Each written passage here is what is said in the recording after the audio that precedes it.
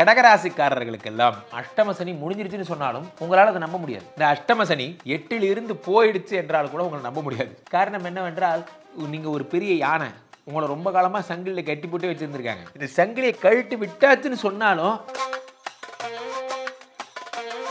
குருவனுடைய வீட்டிலே 9ஆம் வீட்டிலே சனி பகவான் வருதல் முதல் விஷயம், அதிர்ஷ்டங்கள் சேரப்போகிறது. அதிர்ஷ்டத்தை நம்பி தொழில் செய்கிற எல்லாருக்கும் வெற்றி. சனி பகவான் உங்களுக்கு 11ஆம் இடமாகப்பட்ட லாபத்தை தரப்போகிறார். அடுத்ததாக உங்களுக்கு முயற்சியை தரப்போகிறார். வியாதியை சரி பண்ண போகிறார். 4 விஷயம். 5வது விஷயம், அப்பாவோட உடல்நிலையை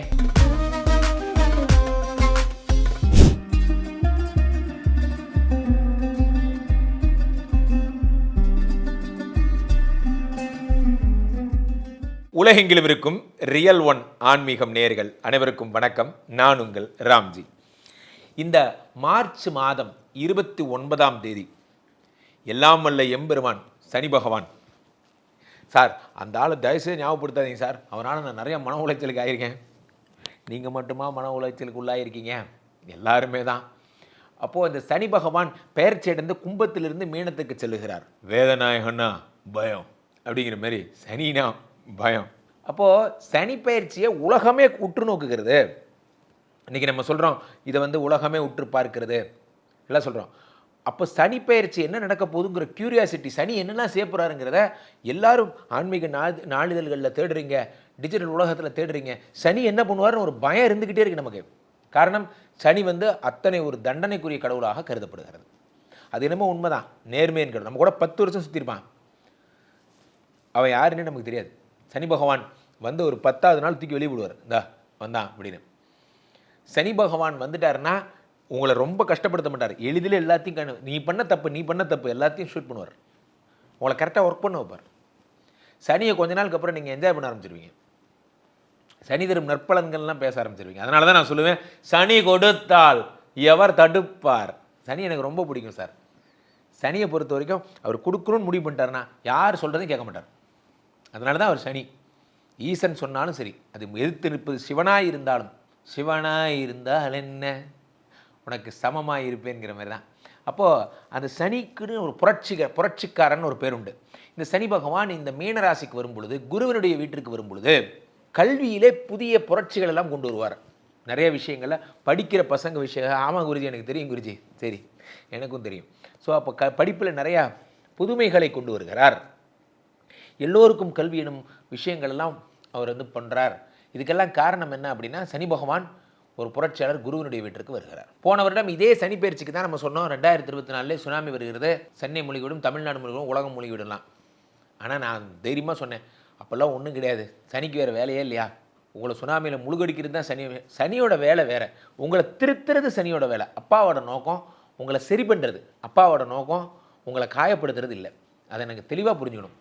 சனி ஒன்றும் அவ்வளோ பெரிய டெரரான காட்லாம் இல்லை, அவர் உங்களை நல்லது பண்ண தான் வந்திருக்கார். ஸோ இப்போ உங்கள் மீனராசியில் வரக்கூடிய சனி பகவான் யாருக்கெல்லாம் நல்ல நல்ல பலன்களை தரப்போகிறது, எந்தெந்த ராசிக்காரர்களெல்லாம் குபேர யோகத்தை அடைய போகிறீர்கள், எந்தெந்த ராசிக்காரர்களுக்கெல்லாம் குழந்தை பிறக்க போகுது, யார் யாருக்கெல்லாம் வேலை கிடைக்க போகுது, யார் யாரெல்லாம் அடுத்த லெவல் ப்ரொமோஷன் நோக்கி போக போகிறீங்க, யார் யாரெல்லாம் வெளிநாடு போகிறீங்க, மனைவியோட உள்ள கான்ட்ரவர்சிலாம் யார் யாருக்கு சரியாக போக போகுது போன்ற நிறைய விஷயங்களை இந்த தொகுப்பில் பார்க்க போகிறோம். இது மட்டும் இல்லாமல் இதில் ஒரு அழகான ஒரு விஷயமா 5 விஷயங்கள் நீங்கள் பண்ணவே கூடாது. இந்த 5 விஷயங்கள் நீங்கள் பண்ணவே கூடாது. அது இதெல்லாம் ஏற்படும், இந்த ராசிக்கு இந்த 5 விஷயம் ஏற்படும் அப்படிங்கிறத நான் உங்களுக்கு சொல்ல போகிறேன். அது மட்டும்தான் நடக்கும். நீங்கள் அதை பற்றி மட்டும்தான் நீங்கள் ஒரி பண்ணணும், வேறு எதை பற்றி நீங்கள் கவலைப்பட தேவையில்லை. ஸோ அவ்வகையிலே ஒவ்வொரு ராசிக்குமான என்னென்ன விதமான பாதிப்புகள் ஏற்படுகிறது என்பதை பார்த்து விடலாம். கடகராசிக்காரர்களுக்கெல்லாம் இந்த சனி பயிற்சி தரும் டாப் 5 நற்பலன்கள் என்ன அப்படிங்கிறத பார்க்க போகிறோம். அது என்ன டாப் 5 நற்பலன்கள்? கடகராசிக்காரங்களுக்கு வச்சு செஞ்சது பத்தாதா குருஜி, இன்னும் இவர் நல்லது வேற பண்ணுவார் நாங்கள் நம்பணுமா? ஒரு விஷயம் நல்லா புரிஞ்சுக்கோங்க, கடகராசிக்காரர்கள் மீது தவறில்லை. என்றைக்குமே ஒரு கோழி குஞ்சு இருக்குது அப்படின்னா, அந்த கோழி குஞ்சு இந்த பாம்பை நம்பியது அந்த கோழி குஞ்சின் தவறா என்றால் இல்லை. இந்த உலகத்திலே ஒரு அழகான பழமொழி சொல்லுகிறேன் என் அன்பின் நண்பர்களே, நீங்கள் வெஜிடேரியன் என்பதற்காக உங்களை புலி கடிக்காமல் விடாது. சூப்பராக இருக்குல்ல, இந்த பஞ்சு யூஸ் பண்ணிங்க. நீங்கள் வெஜிடேரியன் என்பதற்காக புலி உங்களை கடிக்காமல் விடாது. புலிக்கு இது தேவையில்லாத விஷயம். நீங்கள் நான்வெஜ் சாப்பிடுங்க, வெஜ்ஜு சாப்பிடுங்க. நீங்கள் வெஜிடேரியன் அப்படின்னு நீங்கள் சொன்னதுனால அந்த புலி உங்களை விட்டுற போதா? புலி கடிக்கணும்னு முடிவு பண்ணிருச்சு, கண்டிப்பாக கடிக்கும். நீங்கள் வெஜிடேரியனாக இருந்தாலும் சாப்பிடும், நான் வெஜிடேரியனாக இருந்தாலும் சாப்பிடும். புள்ளிட்டு போய் பாலிசிலாம் சொல்லிட்டு இருக்கீங்க, வேஸ்ட்டு. அது வந்ததே உங்களுக்கு அடிக்குதான். ஸோ அப்போ கடகராசிக்காரர்களுக்கெல்லாம் என்ன நடக்கும் என்றால், ராசிக்குடைய 8ஆம் வீட்டுக்கு அதிபதியாகப்பட்ட சனி பகவான் அஷ்டம சனியை விட்டு போகிறார். உலகத்திலேயே மிகப்பெரிய நல்ல விஷயமே இதுதான் சார். நான் அடிக்கடி சொல்லுவேன், நம்மளை விட்டு இந்த கடன், வியாதி, வறுமை இதெல்லாம் நம்மளோட போயிடுச்சுன்னா நீங்கள் புது மனிதராகிடுவீங்க. ஒரு நிமிஷம் அப்படியே கொஞ்சம் ரோல் பண்ணுங்கள், அப்படி ரோல் பண்ணுங்கள். கடனே இல்லாத ஆளாக இருந்தால் நீங்கள் இப்போ எப்படி இருப்பீங்கன்னு கொஞ்சம் பாருங்கள். நீங்கள் எவ்வளோ ஸ்மைல் பண்ணுவீங்க தெரியுமா? அவ்வளோ ஜாலியாக இருப்பீங்க. இந்த கடன்கிற இந்த ஒரு விஷயத்தினால உங்கள் இளமை போச்சு, வயசு போச்சு. நான் அழகாக சொல்லுவேன், ஒரு கவிதையில் கூட சொல்லியிருந்தேன். ஒரு பெண்ணுக்கு ஒரு கணவன் எழுதுகிறான், அந்த பெண்ணை காதலிச்சவன் எழுதுகிறான், உனக்காக நான் செய்த கை செலவெல்லாம் போகட்டும், உனக்காக நான் செய்த கைப்பணமெல்லாம் போகட்டும், மீண்டும் சம்பாதித்துக் கொள்வேன். உனக்காக நான் செய்த கைப்பணமெல்லாம் போகட்டும், மீண்டும் சம்பாதித்துக் கொள்வேன். உனக்காக நான் இழந்த உடைமைகள், சொத்து அத்தனையும் நான் திரும்ப பெற தெரியும்.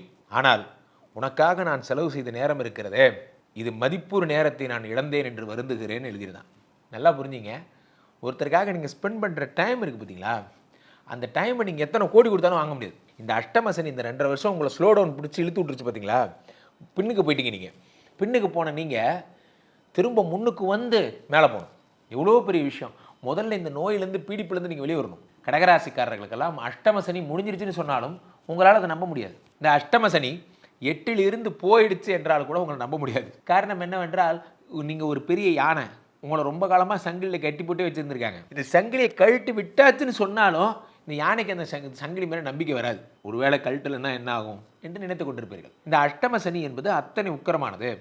இது சரி, போனது போகட்டும். இதான் நான் சொன்னேன், நீங்கள் வெஜிடேரியனா என்பது புலிக்கு தேவையில்லாத விஷயம். ஸோ இப்போ நீங்கள் அஷ்டம சனி முடிந்து 9ஆம் வீட்டிற்கு செல்லுகிறார். 9ஆம் இடமாகப்பட்ட பாக்கியஸ்தானத்திலே சனி பகவான் செல்வதால் ஏற்படக்கூடிய நன்மைகளை பற்றி பேச போகிறோம். அதுலேயும் டாப் 5 நன்மைகள், 5 நன்மைகள் கடகராசிக்காரர்களுக்கு ஏற்பட போகிறது. என்ன ஏற்படும்? குருவினுடைய வீட்டிலே 9ஆம் வீட்டிலே சனி பகவான் வருதல். முதல் விஷயம், அதிர்ஷ்டங்கள் சேரப்போகிறது. முதல் விஷயம், அதிர்ஷ்டத்தை நம்பி தொழில் செய்கிற எல்லாருக்கும் வெற்றி. என்னது? ஷேர் மார்க்கெட்டில் போடுறவங்க, இந்த சினிமா துறையில் இருக்கிறவங்க, யூடியூபர்ஸு, இந்த மாதிரி சின்னத்திரை, வெள்ளித்திரை, இவ்வளோ வியூஸ் போனால் தான் நமக்கு ஒரு மதிப்பு அப்படின்னு நினைக்கிறவங்க. ஸோ அவங்களுக்கெல்லாம் இது வெற்றி பெறும் காலம். கவலையப்படாதீங்க, உங்கள் படம், உங்கள் ஸ்கிரிப்ட் ஓகே ஆடும். காரணம் என்னவென்றால் 9ஆம் இடத்தை சனி பகவான் வருகிறார். அடுத்ததாக உங்களுடைய மாமன் நெக்ஸ்ட்டு இருங்க, நானும் சொல்லவே இல்லை. உங்கள் நண்பர்களால் நன்மை நெக்ஸ்ட்டு இன்னும் சொல்லவே விட மாட்டேங்கிறீங்க. 11ஆம் இடத்தை சனி பகவான் பார்க்கும்போது நிறைய பேருக்கு நண்பர்களால் நன்மைனா நெக்ஸ்ட்டு போயிடறான். அதெல்லாம் நடக்கவே நடக்காது. மாமனாரால் நன்மை நான் தான் கொடுத்துட்ருக்கேன் சார், நீங்கள் வேறு. 9ல் இருக்கக்கூடிய சனி 9, 10, 11 பார்க்கும் பொழுது லாபங்களை தருகிறார். இது வரைக்கும் எனக்கு லாபம் பண்ணுற மாதிரி பிஸ்னஸ் பண்ண தெரில, இப்போ நான் லாபம் பண்ணுற மாதிரி பிஸ்னஸ் பண்ண கற்றுக்கிட்டேன். இது வேணால் நடக்கும், ஆகக்கூடிய விஷயம். சார் நல்லா பேசுறது ஒரு கலை, நல்லா ஒரு புக்கிங் பண்ணுறது ஒரு கலை, எல்லாமே ஒரு கலை. ஸோ இப்போ 11ஆம் வீட்டை ஒரு பிராண்டிங் பண்ணுறீங்க, மல்லி, மதுரை மல்லி, அப்போ அந்த மாதிரி. ஸோ இப்போது 9ஆம் வீட்டில் இருக்கக்கூடிய சனி பகவான் டாப் 5 மட்டும் சொல்லிடுறேன், மைண்டில் வச்சுக்கோங்க. 1, அதிர்ஷ்டத்தை தரப்போகிறார். 2வது விஷயம், உங்களுக்கு 11ஆம் இடமாகப்பட்ட லாபத்தை தரப்போகிறார். அடுத்ததாக உங்களுக்கு முயற்சியை தரப்போகிறார். வியாதியை சரி பண்ண போகிறார். 4 விஷயம். 5வது விஷயம், அப்பாவோட உடல்நிலையை ஹெல்த் பண்ண போகிறார், நல்ல தெம்பாக்குவார். அப்பா வீட்டில் படுக்கையாக இருந்தாருன்னா எந்திரிச்சு உட்காந்துப்பார். இது எல்லாத்தையும் உங்களுக்கு பரிசாக தர போகிறார். அதனால் கடகராசிக்காரர்கள் இனியாவது கஷ்டமெல்லாம் ஒழிஞ்சு போச்சுன்னு நினச்சி தீமை இனி திரும்பி வாரா என்ற சந்தோஷத்துடன் இந்த பயணத்தை தொடங்குங்கள். மீண்டும் ஒரு நல்ல பதிவில் நாளை காலை சந்திக்கிறேன். நன்றி, வணக்கம்.